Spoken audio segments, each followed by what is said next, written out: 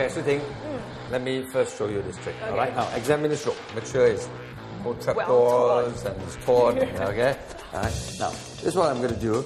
I'm going to put this rope around my neck. All right, and I'm going to pull it one round. Okay. All right. Then I'm going to tie a knot. No, don't kill yourself, no! And then, Whoa! voila! It's the magic. Okay, so you're alive? Oh, I'm okay. I'm living. I'm talking. Okay, good. All right. So I'm going to perform the trick as well. Yeah. So you're going to teach. So first, let me show you the secret. Okay. All right, and tell you what the principle is. Okay. The real trick is when I first twirl it around. Okay. That was a fake move. Oh, you see what happened is this. I just show you. After I twirl it around, actually, it's out. All right. What in effect, after twirling around, it was catching this way. That's all. So that when I pull, the rope drops out. I see. All right. That was very quick. I Yeah. couldn't So catch it. so that move is something that I'm going to teach you, because once you can execute that move, all right, which is just like that. See? It's just very natural. Then actually this whole thing is going to drop out anyway. So if I tie a knot, all right, the knot is fast, because you see when this thing comes out, I pull, you get a feeling. All right, the knot pulls right through your neck. Okay. I see. So okay, are you ready to learn? Yes, so then, I'm ready. you take this rope. Okay, if I fail, am I going to die? No, you're not going to die. No, I'm not. Yeah, you're just going to be choked and blue black for a Hey! month. Thanks! Yeah, okay. Okay, Now, put it, the move is this. Follow me exactly, okay? put it behind. Put it behind, and this rope should be shorter. Okay, so it'll be just about that, all right? About that, okay? All right. Now, follow me exactly.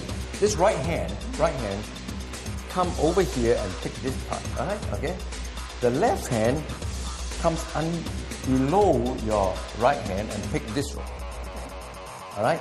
Now, let me show you first. Now, as you do this, both hands is going to go around your neck from the right, this way.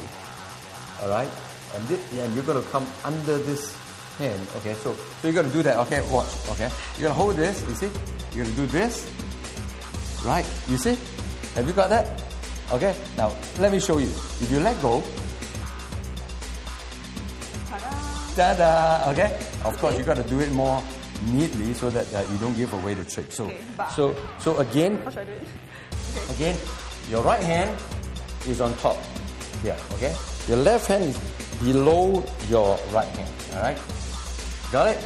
Yeah. Now, both hand goes around this way, and you bring this all the way up. Okay, you see there's a loop here. Can you feel the loop there? All right?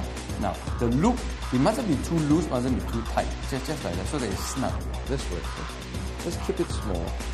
All right? And then you adjust it to the back, the center of the back of your neck, and make it small. Because if this is really big, people could see it. Yeah. So this should be kind of tiny over here. All right, now you can let go this hand, and then go ahead and tie this knot over here.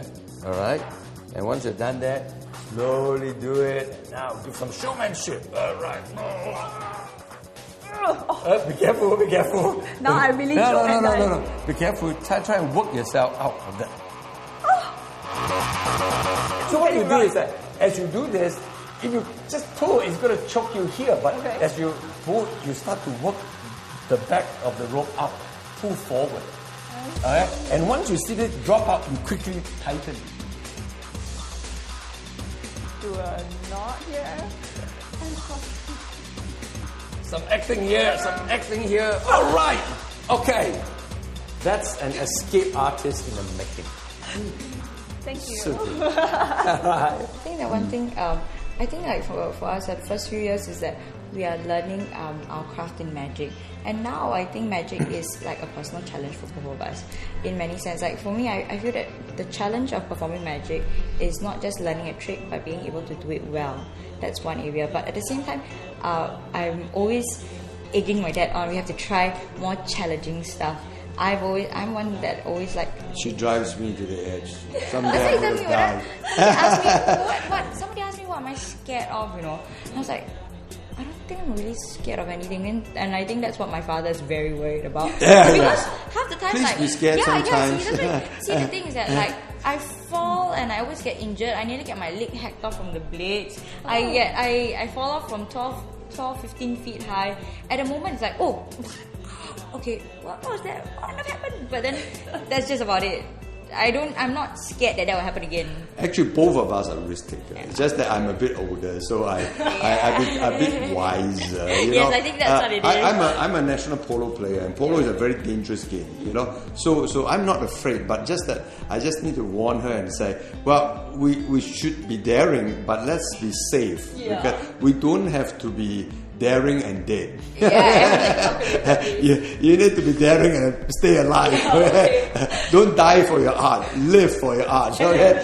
So I think but this combination is very good, and because she being younger, her taste of music, her taste of movement pushes me to that edge of trying things that by myself I would not try.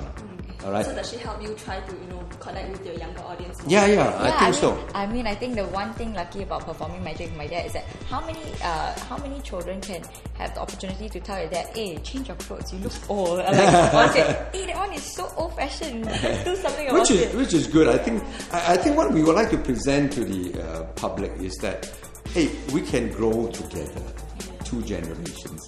And the old can learn from the young, and the young can learn from the old, and we provide some wisdom and guidelines that would be protective and also still there to push on. And I hope I can inspire young people that, hey, when you're at my age, you can still keep growing. You don't need to say, nobody can stay young all your life, but you can stay young in the heart. Yeah. And at the same time, she can also inspire young people to say, don't write off your parents. We can work together. We can have a good relationship together. And in the process, we both grow together, right? I feel younger, and she feels older. Actually, wiser. I understand that, Lawrence, you're actually a pastor. So some people associate magic with the dark arts. So how do you resolve the conflict between being a magician and a pastor at the same time? Well, if you look at the dictionary, okay, there are two definitions of magic. One definition, of course, is the dark art, the occult, the using of spirits. But if you look at the second definition, it means a performing art that uses the craft of illusions and tricks, all right, to entertain.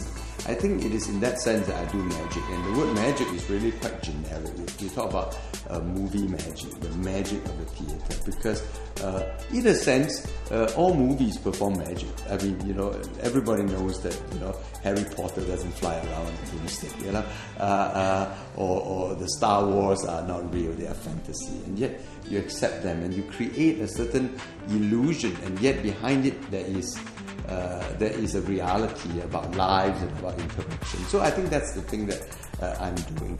And I often say that a magician is the most honest man in the world. Because they tell you they are cheating you. They already tell you they are bluffing you, and they continue to bluff you. Well, I said there are a lot of people who bluff you without telling you. Okay, those are the real magicians that are dangerous. But it's just an art form, and what makes for me, I always do things that are integrated. In other words, I won't do things that kind of pull me in the wrong direction. I always feel like, as a pastor, I have a story to tell. I have a message to tell. The message is about love. The message is about not living for yourself, not being selfish, but giving yourself to others. The message about family being more important than just pure success. We want both, but we've got to have a balance. Talk about work-life balance and so forth. So I use my magic to tell a story about a father and a daughter. And I've done that for many years with the musical Magic of Love, and then with Magic Box that really had a very successful run in the Esplanade Theatre. So I'm sharing the same message. I'm just using different mediums. And I hope to inspire people. Don't always tell the same story with the same way. I mean, sometimes we come across too preachy. And people get turned off immediately. They don't even give you a chance. And if there are other ways we could couch the message, actually people don't reject the message. I mean, people don't reject the message of love. People don't reject the message of having a good family relationship. They don't. But sometimes if you put it in the wrong context, They don't even give you a chance. So I'm using this to share things that I feel would be helpful for everybody. So I never saw it to be a conflict. Of course, there are people with different opinions, and we respect that. But I would just want to pursue the dream that I feel would enable me to reach out to more people with a valuable message. Definitely. I heard that actually some people leave your congregation because of this. Are you upset by that? No, I think people always have a choice. I can't make, people stay, and it's not wrong to leave, because if you do not agree, it's fine, you see. But the fact is, I have more than 10,000 people who agree with me, okay, and who are right behind me. So I don't think we can please everybody, as long as what we do has a sense of integrity. I'm not hiding anything. I just do what I believe I should do and be honest about it. And people should always make a choice. And they're still my friends. They're not my enemies. This is life. We all need to pursue our own objectives.